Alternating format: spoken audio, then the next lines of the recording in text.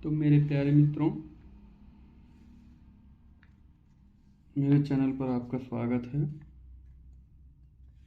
हमने पिछले टॉपिक में पढ़ा था व्यापारिक कृषि। आज हमारा अगला टॉपिक है गहन कृषि या सघन खेती। ठीक है, तो इस गहन या सघन खेती जो है, नाम से ही आप लोगों को ऐसा महसूस हो रहा होगा या आपको पता चल रहा होगा कि इस प्रकार की खेती जो है वो अधिक जनसंख्या वाले क्षेत्रों में की जाती है, जहाँ पर खाद्यान्न की अधिक आवश्यकता होती है। गहन कृषि में एक ही खेत में एक वर्ष भर में एक से अधिक फसलों को बोया और उनका उत्पादन लिया जाता है। ठीक है, इस प्रकार की खेती में क्या होता है कि बहुत अधिक जनसंख्या वाले क्षेत्र में की जाती है। वर्ष भर में कई खेती की जाती है, कई प्रकार की फसलें बोई जाती हैं और उनसे उत्पादन लिया जाता है। तो मेरे प्यारे दोस्तों, यह खेती जो है वो भारत में या पूर्वी एशिया या दक्षिणी एशिया में की जाती है। ठीक है, तो इसके बारे में हम थोड़ा लिख लेते हैं और थोड़ा नोट भी कर लेते हैं।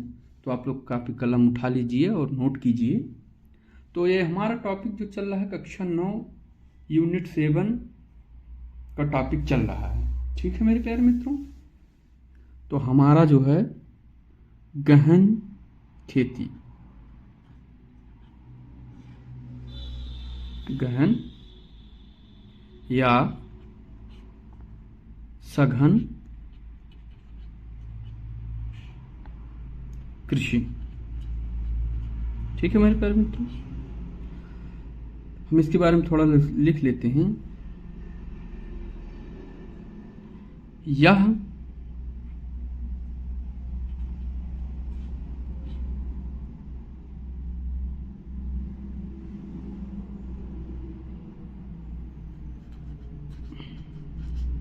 खेती का एक प्रकार है। ठीक,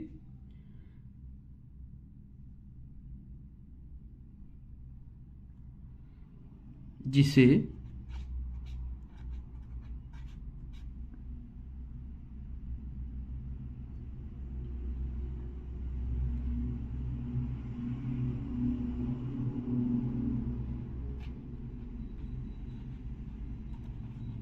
अत्यधिक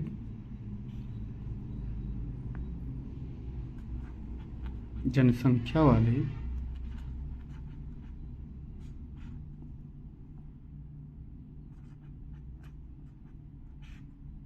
वाले क्षेत्रों में करते हैं।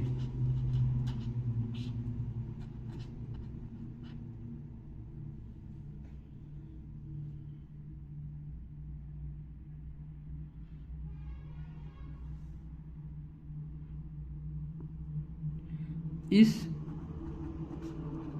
प्रकार की खेती में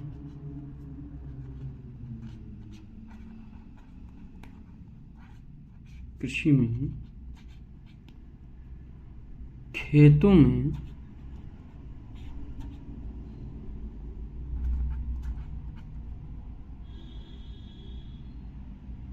या कृषि क्षेत्र में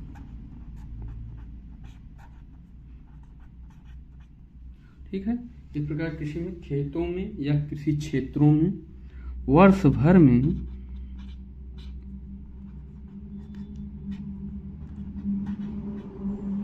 एक से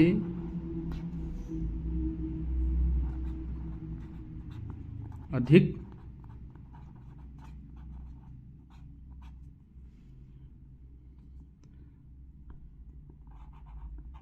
फसलों का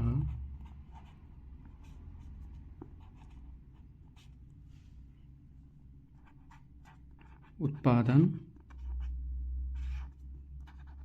किया जाता है। ठीक है मेरे प्यारे मित्रों,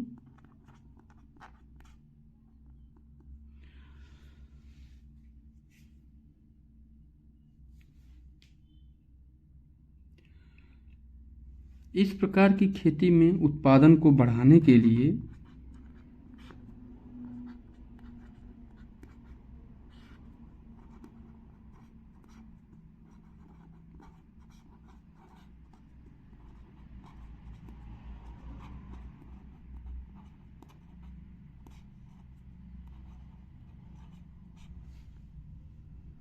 उत्पादन को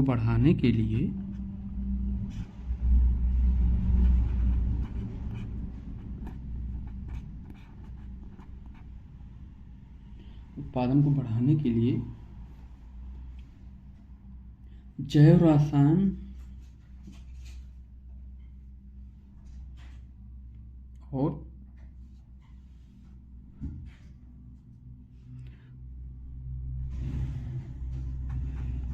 जैव रासायनिक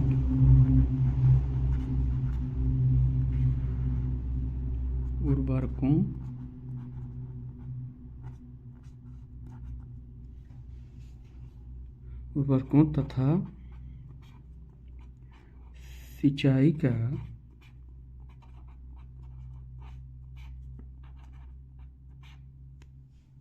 प्रयोग किया जाता है। ठीक है मेरे प्यारे मित्रों,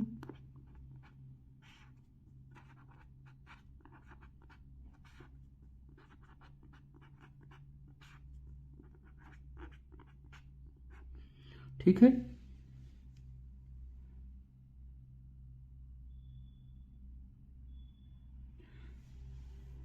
तो मेरे प्यारे दोस्तों, इसमें जो है खेती जो है, इस प्रकार की खेती में उत्पादन को बढ़ाने के लिए जैव रासायनिक उर्वरकों तथा सिंचाई की उपयुक्त विधियों का प्रयोग किया जाता है। अधिक धूप वाले दिनों में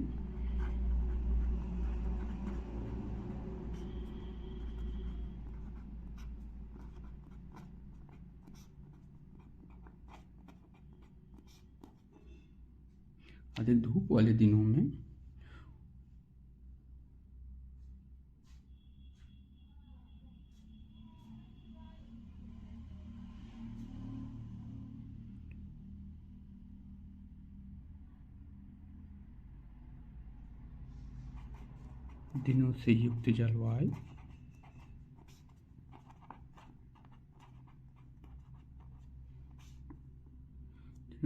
जलवायु और उर्वर मृदा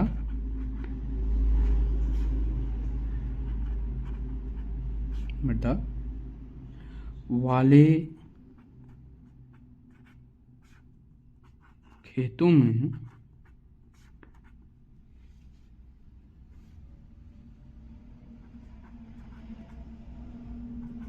एक ही वर्ष में एक से अधिक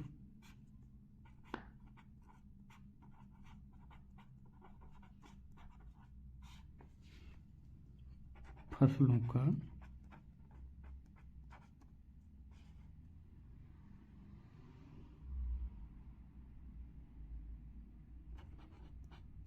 उत्पादन किया जाता है। ठीक है मेरे प्यारे मित्रों,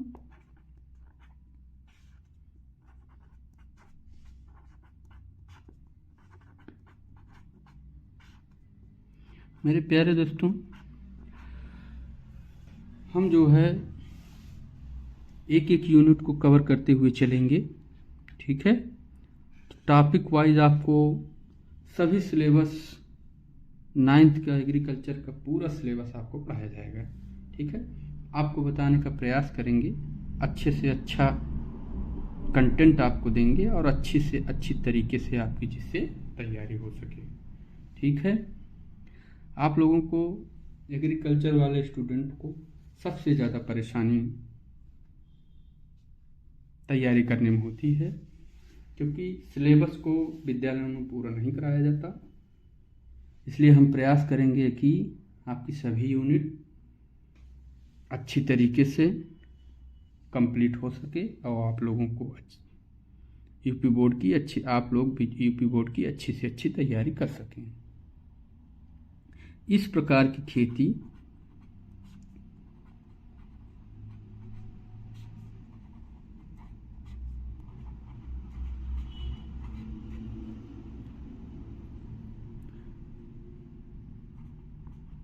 दक्षिणी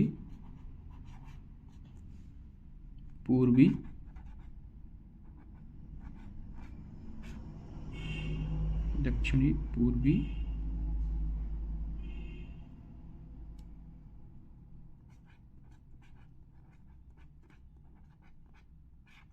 एशिया में सघन जनसंख्या वाले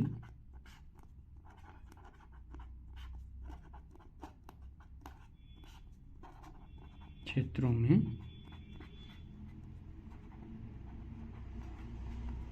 की जाती है।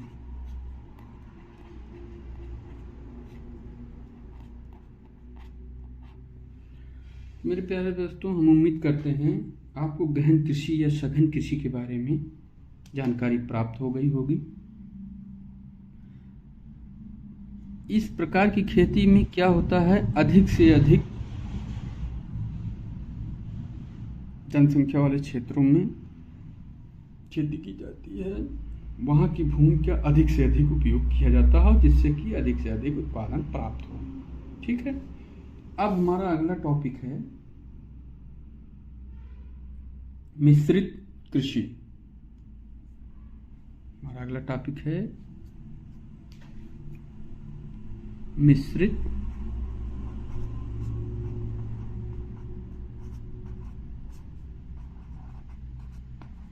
खेती या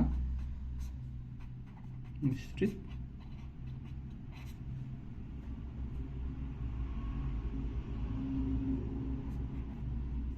कृषि।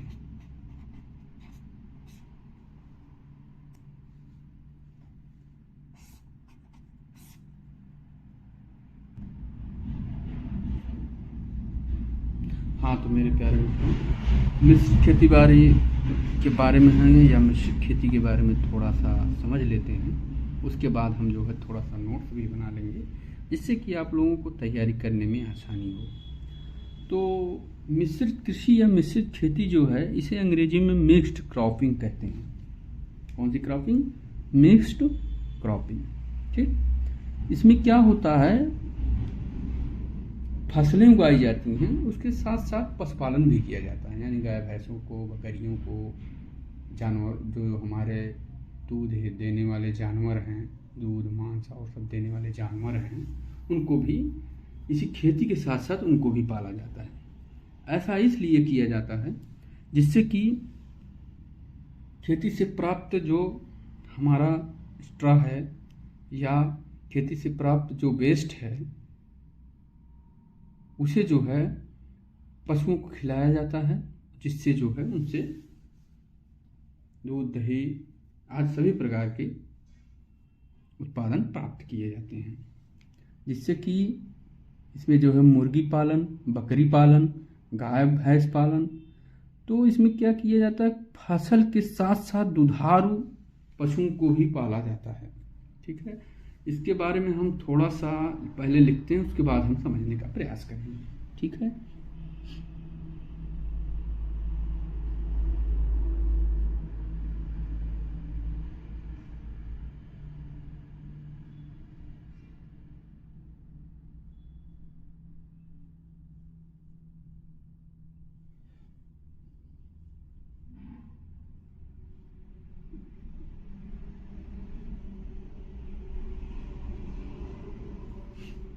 इस प्रकार की खेती में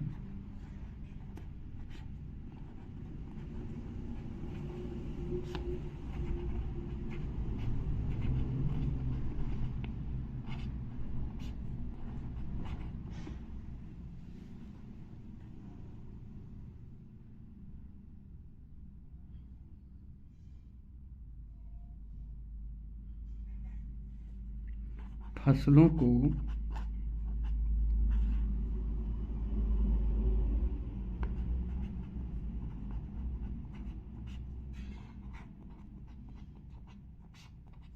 उगाने के साथ साथ ही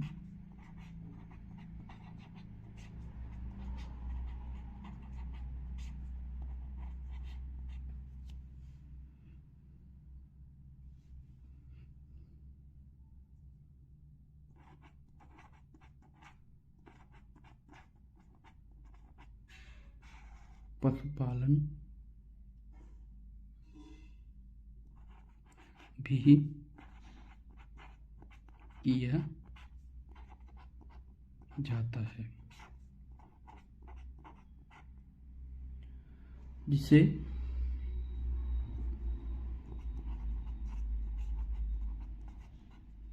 मिश्रित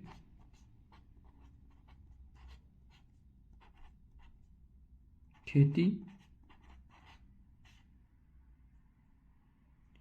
या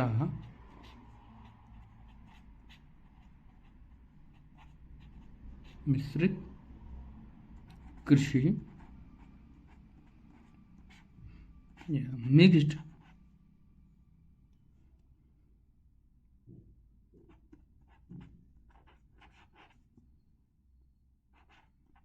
फार्मिंग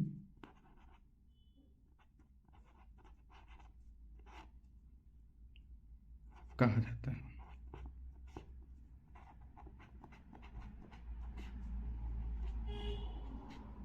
ठीक है,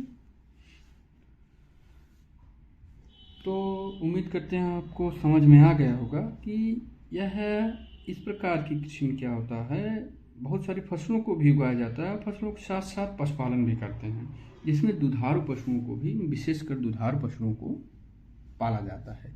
ठीक है,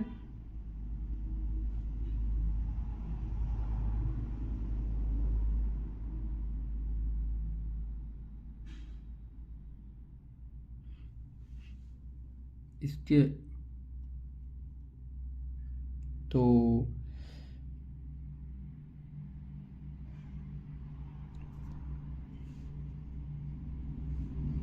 जब नोट लिख लेंगे, जब फसलोत्पादन, ठीक है,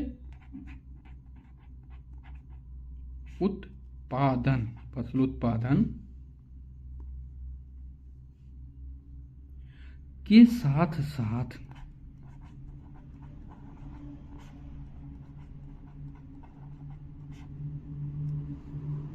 गाय, भैंस,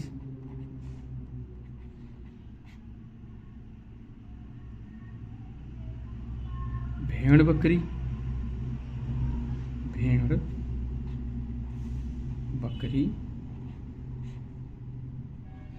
मुर्गी पालन या कुक्कुट पालन,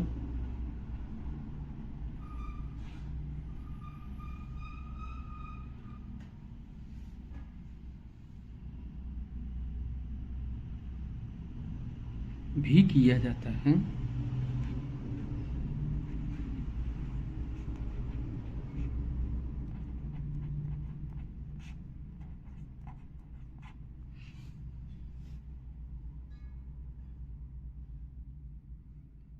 इसे ही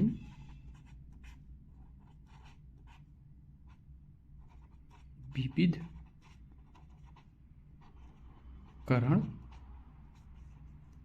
खेती या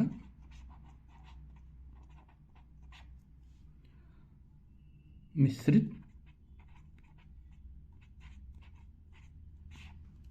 खेती कहते हैं।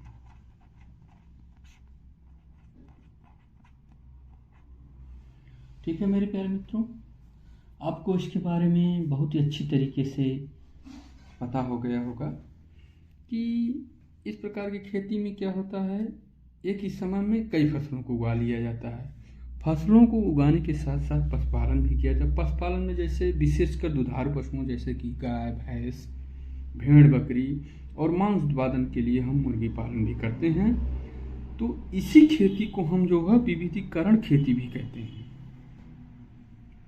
ठीक है, विविधीकरण का मतलब होता है कि कई प्रकार की फसलों के साथ साथ कई प्रकार का पशुपालन भी किया जाए। ठीक है, तो आप लोगों को समझ में आ गया होगा कि मिश्रित खेती क्या होती है, मिश्रित खेती के बारे में। तो आप लोगों का ये जो है यूनिट का जो हमारी 7वीं यूनिट है उसका जो है 6वां टॉपिक था मिश्रित खेती। ठीक है, मिश्रित खेती या मिक्स फार्मिंग। उम्मीद है आप लोगों को समझ में आ गया होगा। मेरे प्यारे मित्रों, आप कमेंट करके हमको बताइए कि आप जो है 1 घंटे का लेक्चर हम करना चाहते हैं, तो क्या आप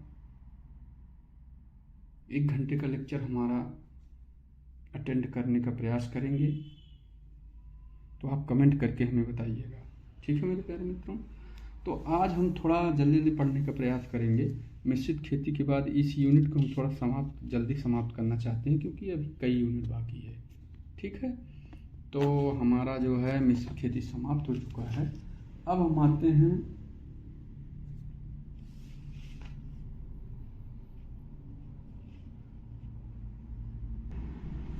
तो मेरे प्यारे मित्रों, अगला टॉपिक हमारा है दुग्ध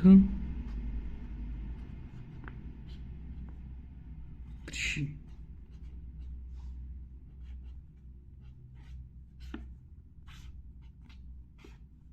तो साथ साथ आप इसको लिखते भी चलिए। ठीक है मेरे प्यारे मित्रों, दुग्ध कृषि। आपको हम अच्छे से अच्छी जानकारी देने का प्रयास करेंगे। आप हमारा पूरा सहयोग कीजिए मेरे प्यारे मित्रों। तो दुग्ध कृषि के बारे में हम थोड़ा पहले समझ लेते हैं। इसी को अंग्रेजी में हम कहते हैं डेयरी फार्मिंग।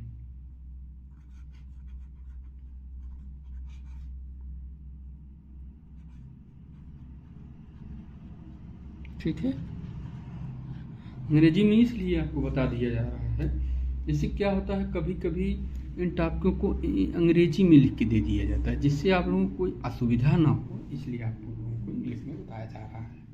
ठीक है, अब दुग्ध कृषि से आपको तो समझ में आ गया होगा, लेकिन तब भी हम आपको समझाने का प्रयास करेंगे। इस प्रकार की खेती जो है दुग्ध उद्योग से या डेयरी उद्योग से जुड़ी होती है। इसमें विशेषकर पशुपालन किया जाता है, उनसे दूध का उत्पादन किया जाता है। दूध का उत्पादन करने के बाद उसको जो है बेचा जाता है, उसकी प्रोसेसिंग की जाती है, उसे डेयरी उद्योगों तक पहुंचाया जाता है। ठीक है, तो इस प्रकार की खेती में बस आप इतना समझिए, पशुपालन किया जाता है विशेषकर दूध के उत्पादन के लिए। ठीक है, इसके बारे में हम थोड़ा सा लिख भी लेते हैं। यह एक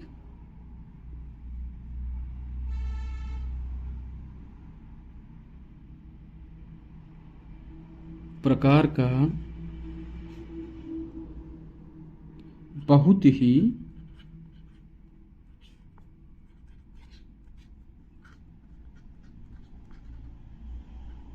लोकप्रिय उद्यम है,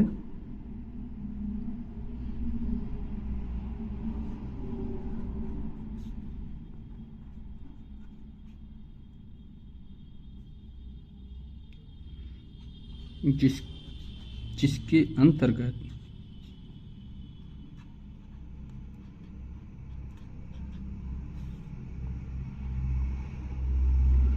दुग्ध उत्पादन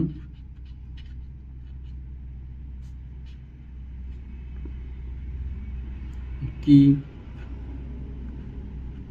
उसकी माफ कीजिएगा, उनकी नहीं, उसकी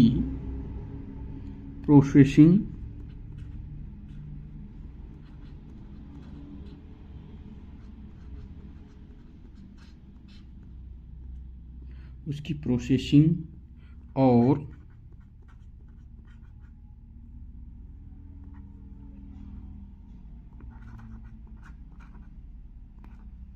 खुदरा बिक्री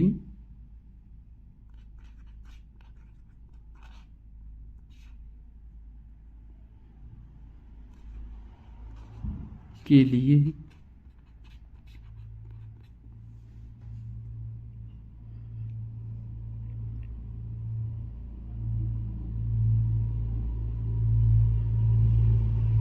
किए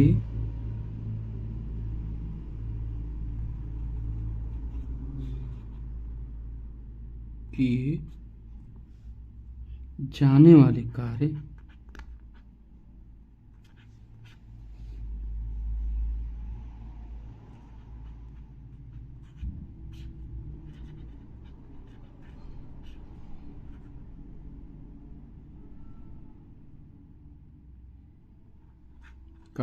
आते हैं।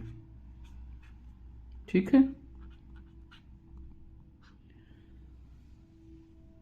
यह एक प्रकार का उद्यम है, ठीक है, या उद्योग है जिसके अंतर्गत क्या होता है, दुग्ध उत्पादन, उसकी प्रोसेसिंग और खुदरा बिक्री के लिए किए जाने वाले कार्य आते हैं। ठीक है, तो इसमें क्या होती है, इस उद्योग में क्या होता है, पशुधन के इस प्रकार की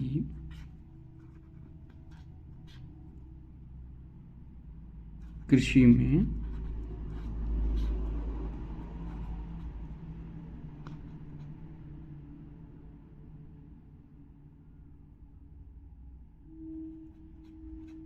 पशुपालन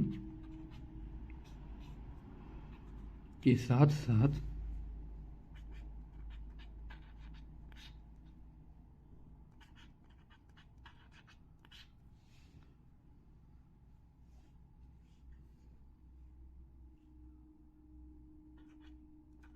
पशुधन का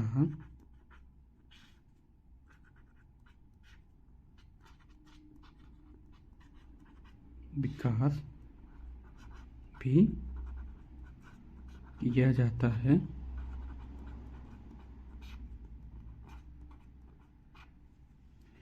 जिससे कि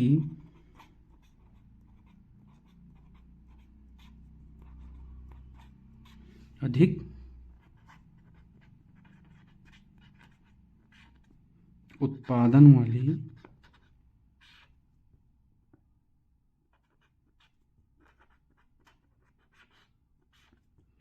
नस्लों का विकास हो सके।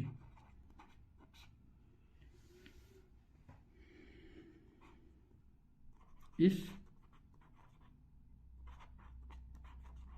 प्रकार की कृषि को दुग्ध कृषि कहते हैं।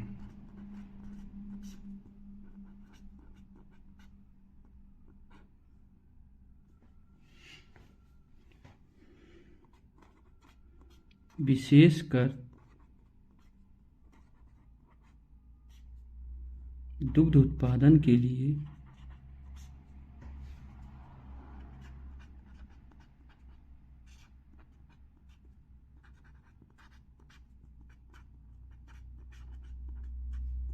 पशुपालन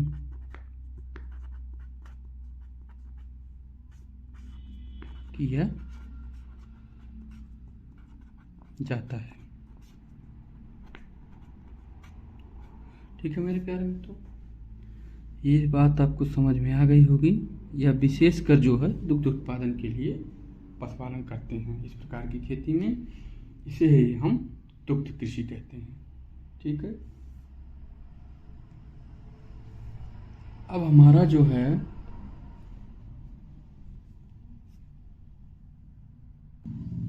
हमारा अगला टॉपिक जो है वो ट्रक कृषि है। ठीक है, ट्रक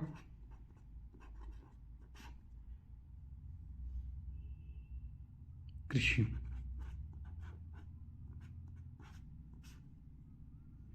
यह बहुत ही इम्पोर्टेंट खेती की प्रणाली है जिसे हम ट्रक कृषि कहते हैं। ट्रक कृषि को ही हम ट्रक फार्मिंग भी कहते हैं या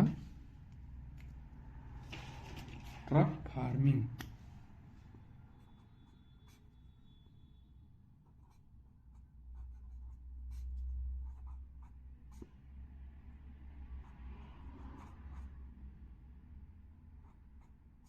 या ट्रक फार्मिंग, ठीक। इसके बारे में आपको विशेषकर आप ध्यान से सुनिएगा, इसके बारे में आपको विशेष जानकारी होनी चाहिए क्योंकि ये बहुत ही इम्पोर्टेंट टॉपिक है ट्रक फार्मिंग का। इससे जो है कभी न कभी क्वेश्चन आ ही जाते हैं बोर्ड परीक्षा में। तो ट्रक फार्मिंग से आप लोगों को ये समझ में आ रहा होगा कि इस प्रकार खेती में ट्रकों से विशेषकर सब्जियों को उगाया जाता है और जो है ट्रकों से एक स्थान से दूसरे स्थान पर उनको लिए ले जाया जाता है और उनसे जो है बाज़ारों में इसको दूर दराज क्षेत्रों में भेज दिया जाता है। इसी को हम ट्रक फार्मिंग कहते हैं। नाम से आप लोगों को प्रतीत हो रहा होगा ट्रक जो है, ट्रक से ही फलों और सब्जियों को दूर दराज क्षेत्रों में भेजा जाता है, ठीक है। ये जो है ट्रक के नाम से ही इसीलिए ये खेती प्रचलित है। यह खेती विशेषकर जो है अमेरिका में की जाती है, ठीक है। अब तो भारत में भी इस प्रकार की खेती होने लगी है। इस प्रकार की खेती का मतलब यही है कि आपने उत्पादन किया, उसके बाद जो उन ट्रक पे लाद के अपना जो है ले जाए, एक देश से दूसरे देश बेचा या एक बाजार से दूसरे बाजार में बेच दिया या एक शहर से दूसरे शहर में ले जाकर बेच दिया। यही हम जो है ट्रक फार्मिंग कहते हैं। अब थोड़ा सा ट्रक फार्मिंग के बारे में हम जो बा लिखी ले वो नोट्स बना लेंगे, ठीक है। तो आप सब जो बा हमारा सहयोग करें और थोड़ा सा कापी कलम से एक जो बा नोट कर लें, ठीक है। तो जो बा ट्रक फार्मिंग जो बा ट्रक कृषि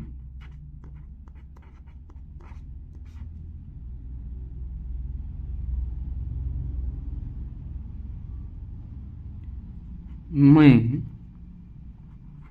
उत्पादित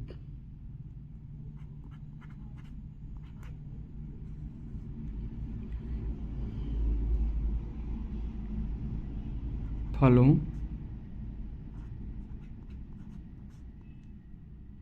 और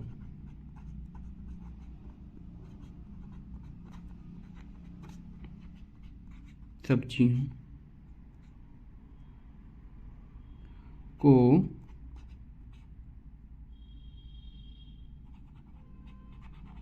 काफ़ी दूर या दूर दराज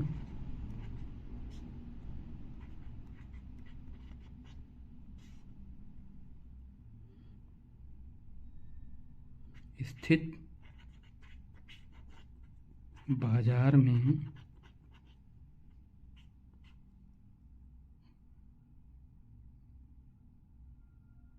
बाजारों तक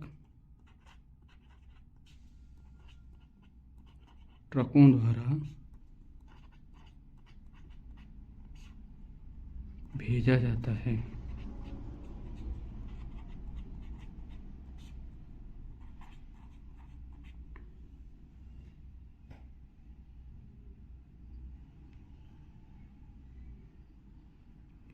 इस प्रकार ही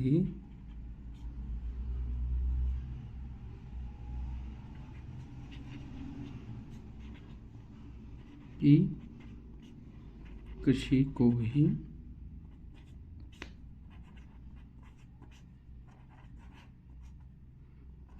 ट्रक कृषि या ट्रक फार्मिंग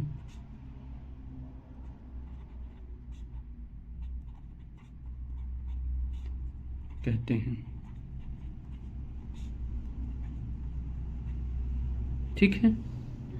तो आपको ये समझ में आ गया होगा कि इसमें क्या होता है कि विशेषकर फलों और सब्जियों का उत्पादन किया जाता है, फिर उत्पादन करने के बाद उनको ट्रकों द्वारा एक स्थान से दूसरे स्थान पर दूर दराज क्षेत्रों में, बाज़ारों में भेज दिया जाता है, और इसे ही हम जो है ट्रक फार्मिंग कहते हैं। इसमें ट्रक फार्मिंग जो है विशेषकर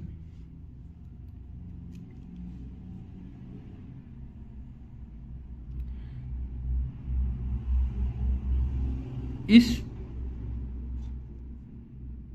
प्रकार की खेती में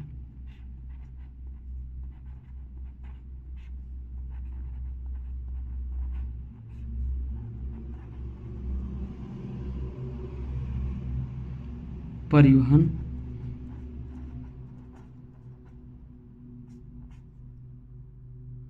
की आवश्यकता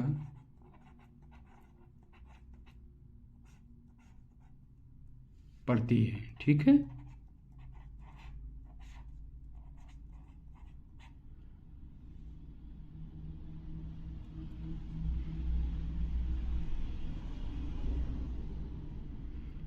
पड़ती है। ठीक है ना। बाजार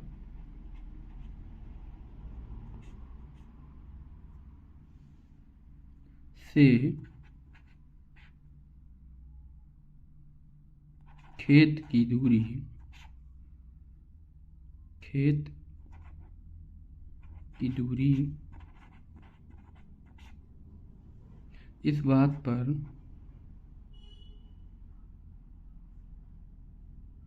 माफ कीजिए, खेत की दूरी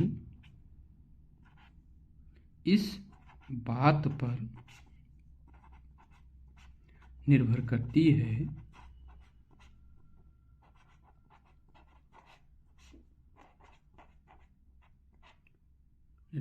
है कि ट्रक द्वारा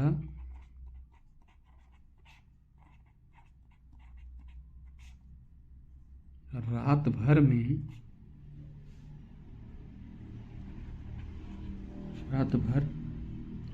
चलने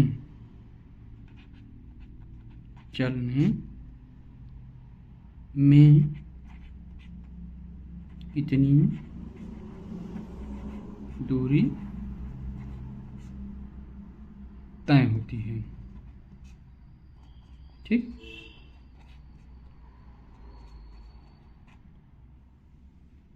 ठीक है।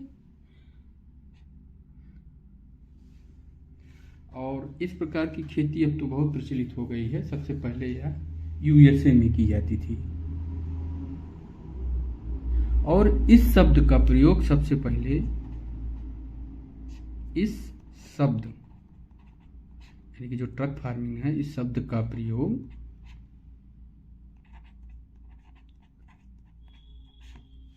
सर्वप्रथम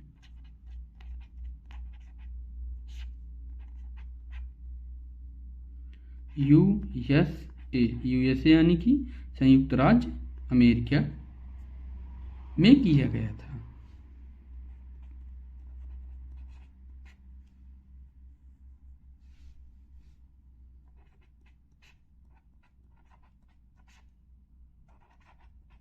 ठीक है, मेरे प्यारे मित्रों, आपको समझ में आ गया होगा कि ट्रक फार्मिंग जो है विशेषकर फलों और सब्जियों का उत्पादन करते हैं और दूर दराज के बाज़ारों में उनको भेज दिया जाता है। तो दूर दराज के बाज़ारों में भेजने के लिए हमें परिवहन की आवश्यकता होती है। जो हमें परिवहन होता है विशेषकर ट्रक होती है। तो ट्रक के द्वारा हम जो है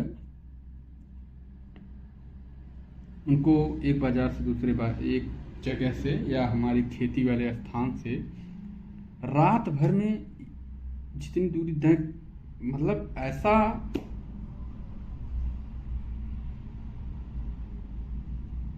किया जाता है कि जिससे कि ट्रकों द्वारा रात भर में जितनी दूरी तय हो सके, इसका भी ध्यान हमें रखना पड़ता है। और जो है ऐसे ही स्थान पर खेती की जाती है जिससे कि रात भर में जो है उत्पादित फलों और सब्जियों को जो है वहाँ बाजार में पहुँचाया जा सके। तो इस जो है बाजार में पहुँचाने का तात्पर्य यह है कि फल और सब्जी जो है वो ख़राब होने वाली चीज़ है, इसलिए वो रात भर में वहाँ पहुँच जाएगी और जो है सुबह बिक जाएगी। ठीक है, इसका विशेषकर ध्यान रखते हैं कि रात भर में ही वो फसल वहाँ उस बाज़ार में पहुँच जाए। ठीक है, तो आपको समझ में आ गया होगा मेरे प्यारे मित्रों। अगर थोड़ा सा हमें बोलने में थोड़ी कठिनाई हो रही हो तो माफ़ कीजिएगा मेरे प्यारे मित्रों, क्योंकि बोलने के लिए थोड़ा सोचना समझना पड़ता है, इसलिए जो है उसमें थोड़ा सा मिस्टेक हो जाती है। इसलिए हमें इसके लिए हम आपसे क्षमा चाहते हैं। और जो है अब हमारा जो है सिलेबस का अगला टॉपिक हमारा जो है वो है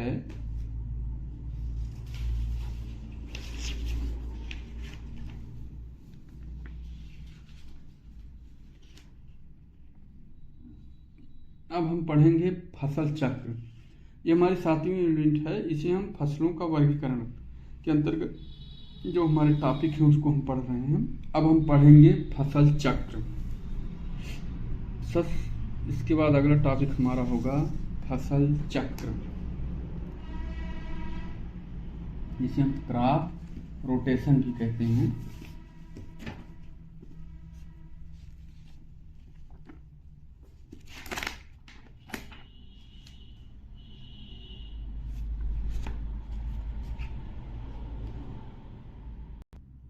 हमारा अगला टॉपिक है फसल चक्र। अगला टॉपिक हमारा कौन सा है? फसल चक्र।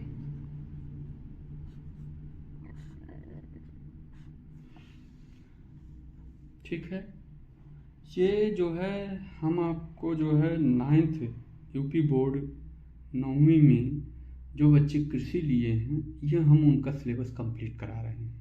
ठीक है मेरे प्यार, टॉपिक वाइज हम उन्हें बताने का पूरा से पूरा प्रयास करेंगे और पूरा से पूरा टॉपिक उनको हम बताने का प्रयास कर रहे हैं।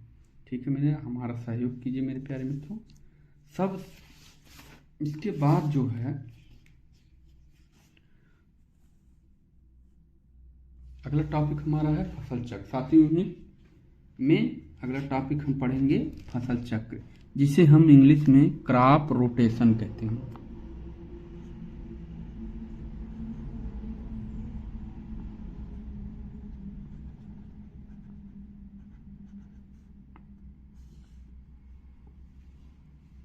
क्रॉप रोटेशन का मतलब है, इसके बारे में थोड़ा समझ लेते हैं।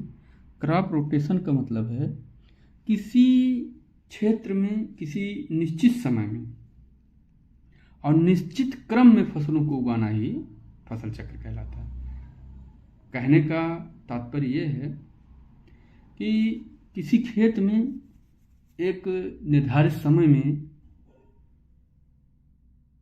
और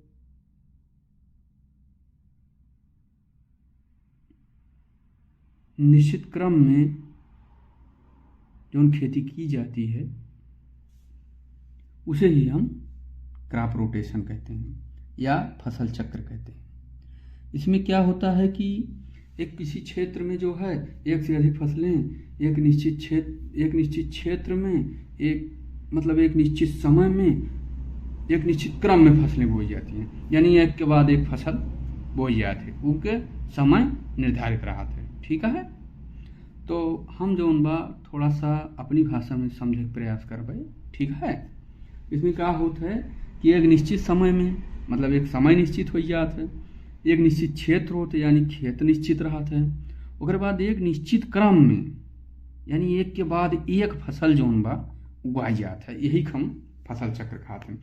अब एक हम थोड़ा परिभाषा जान लेबै और एक बारे में थोड़ा और जानकारी करे के प्रयास की जाए। तो एक परिभाषा जो बा लिख लिया थोड़ की जल्दी से, जैसे कि फसल चक्र जल्दी से जो बा समाप्त हो जाए।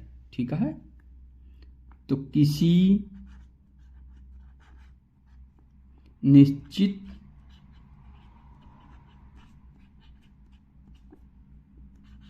समय में निश्चित क्षेत्र में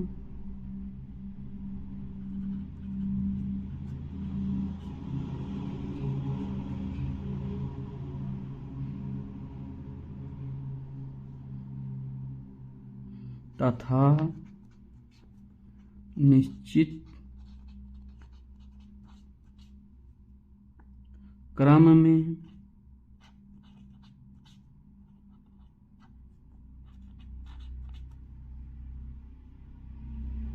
फसलों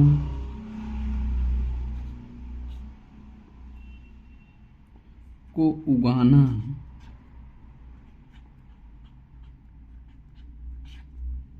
या फसलों का उत्पादन करना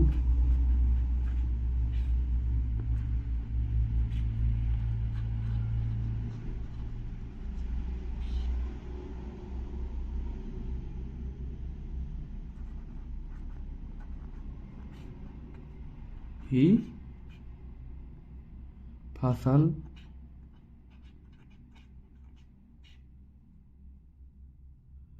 चक्र कहलाता है।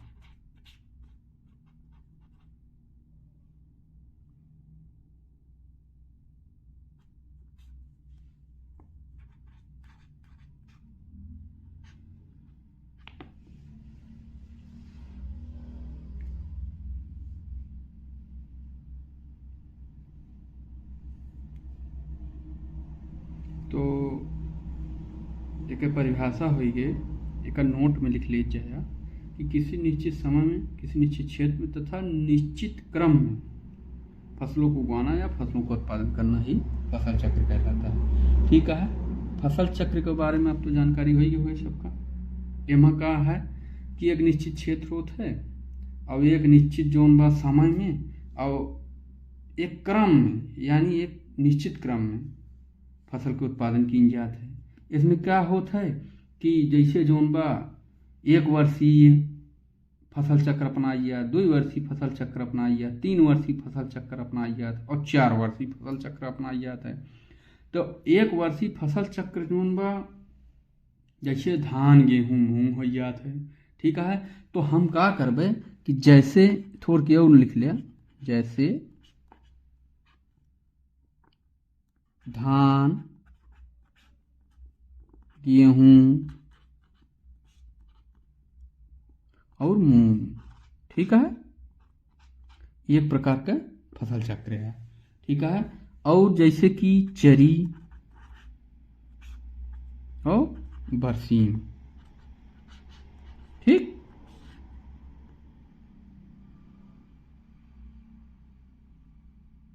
ठीक है।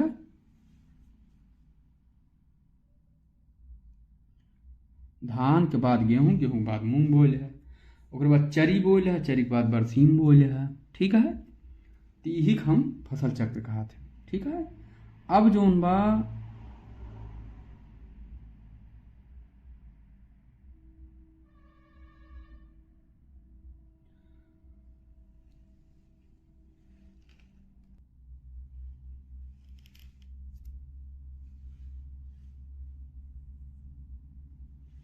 ठीक है मेरे प्यारे मित्रों, अब हम जो है फसल चक्र के सिद्धांत पढ़ेंगे। ठीक है,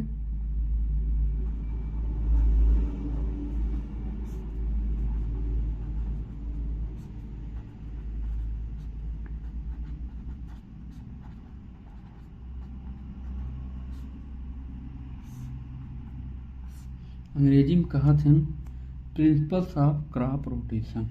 ठीक,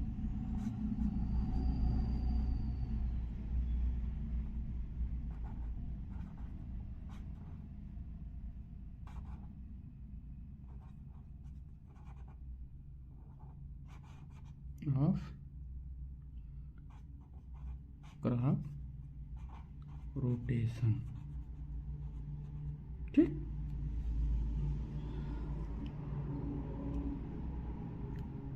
आप लोगों को जो है प्रिंसिपल्स के बारे में जानकारी होनी चाहिए, यानी फसल चक्र का जो सिद्धांत होता है इसके बारे में आपको जानकारी होनी चाहिए। हमारा सबसे पहला सिद्धांत जो है, सबसे पहला सिद्धांत जो है हमारा है, गहरी जड़ वाली फसलों के बाद उथली जड़ वाली फसलों को उगाया जाता है। इसमें पहला सिद्धांत, इन सिद्धांतों का ध्यान रखा जाता है फसल चक्र में। सबसे पहला हमारा जो है सिद्धांत होता है कि गहरी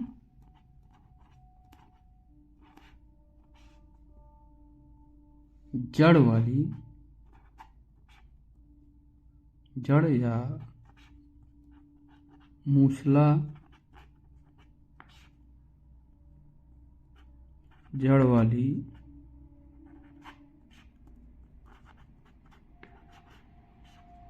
फसलों के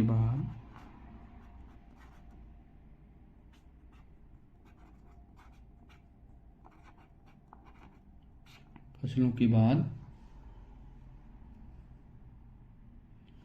उथली या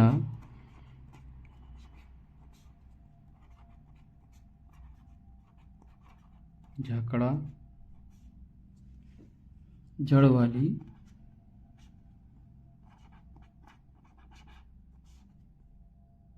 फसलों को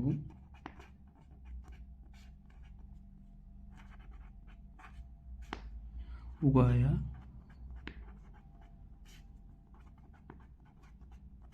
जाता है। ठीक है, सबसे पहले सिद्धांत हमारा का बा, गहरी या मूसला जड़ वाली फसल उगाए के बाद जौन बा उथली या झगड़ा जड़ वाली फसल का उगाई जात है। जैसे जैसे एक उदाहरण लिख लिया, जैसे कपास के बाद मेथी। ठीक, कपास के बाद मेथी। ठीक, अब हमारा दूसरा सिद्धांत क्या है, ये हमारा हो गया पहला सिद्धांत। ठीक, अब हम पढ़ेंगे दूसरा सिद्धांत।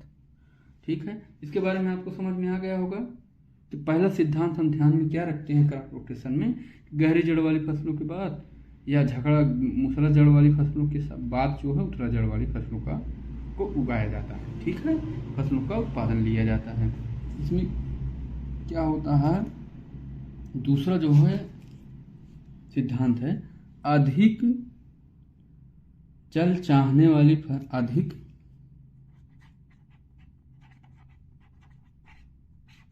पानी या सिंचाई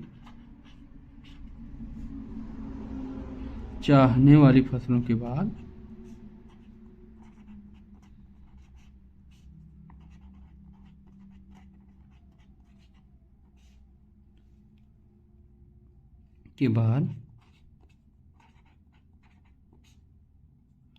कम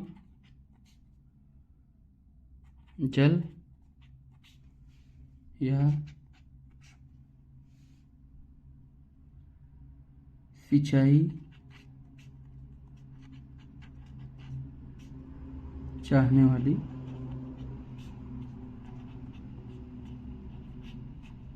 फसलों का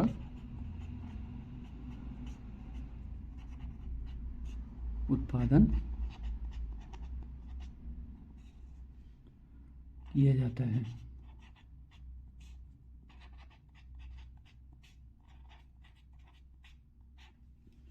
जैसे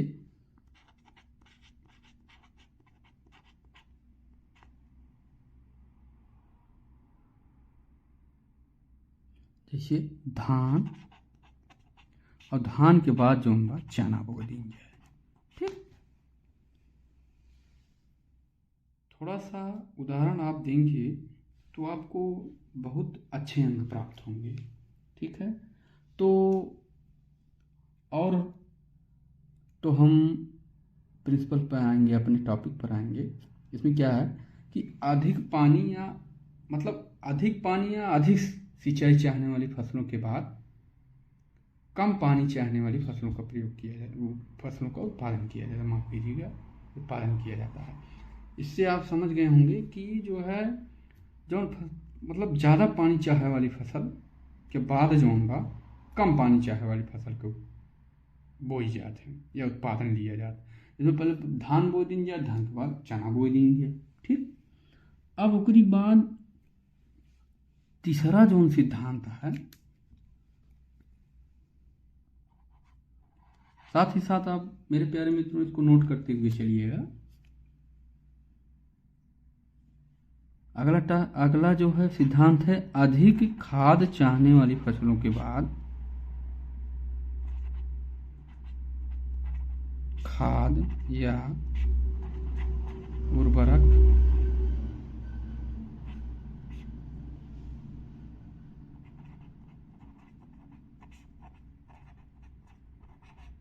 वाली फसलों के बाद कम खाद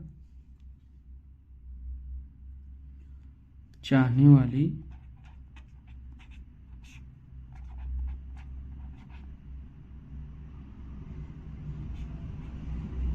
फसलों का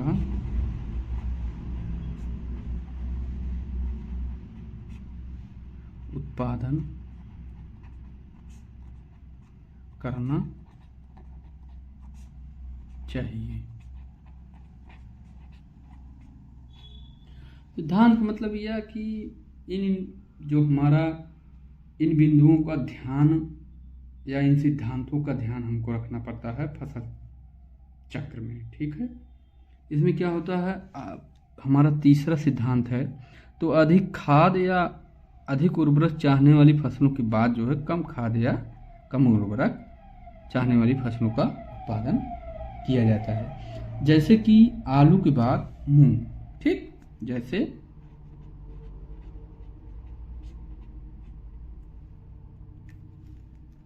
आलू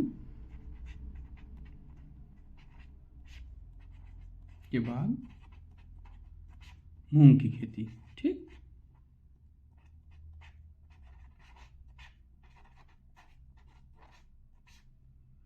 खेती। ठीक है, तो मेरे प्यारे मित्रों, अगला टॉपिक हम कल पढ़ेंगे। अभी 3-4 सिद्धांत और हैं, उसके बाद सिद्धांत पढ़ेंगे, सिद्धांत के बाद उसका लाभ पढ़ेंगे और फसल चक्र की सघनता पढ़ेंगे। ठीक है, उसके बाद मुख्य फसल चक्र के बारे में आप लोगों को हम अगले लेक्चर में बताने का प्रयास करें। अतः मेरे प्यारे मित्रों, अगर आपको वीडियो अच्छा लगा हो तो मेरे चैनल को लाइक और सब्सक्राइब कर दें, और आपके जो मित्र हैं जो एग्रीकल्चर 9वीं 10वीं में लिए हुए हैं उन्हें भी शेयर कर दें, और हमारे चैनल को, और उनसे कहें कि हमारे चैनल को लाइक और सब्सक्राइब कर दें। तो आप लोगों के सहयोग की हम आशा करते हैं। मेरे प्यारे दोस्तों, आप लोग जो है मेरे चैनल को लाइक सब्सक्राइब करें और ज़्यादा से ज़्यादा शेयर करें। जय हिंद।